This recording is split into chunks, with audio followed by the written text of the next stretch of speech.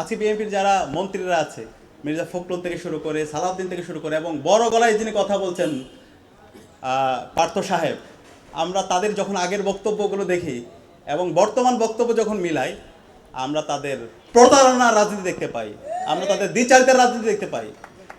তাদের আমি অনুরোধ করবো আপনারা একটু আগের যে বক্তব্যগুলো দিয়েছেন সেগুলো একটু শুনবেন। আপনাদের নেত্রী এবং আমরা যার জন্য সবসময় শ্রদ্ধার সাথে আমরা যাকে স্মরণ করি, বেগম খালেদা জিয়া, তিনি বলেছেন বাংলাদেশে যখন জনতার সরকার প্রতিষ্ঠিত হবে তখন এই ৭২-এর মুজিববাদী সংবিধানকে ছুঁড়ে ফেলে দেওয়া হবে।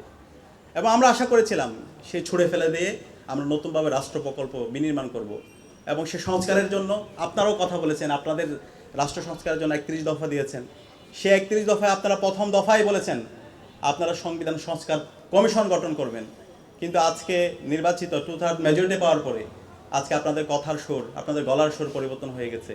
আপনারা সম্পূর্ণ দ্বিচারিতামূলক আচরণ করছেন। সুতরাং আমরা আপনাদেরকে অনুরোধ করব এই শহীদদের সাথে আপনারা প্রতারণা করবেন না।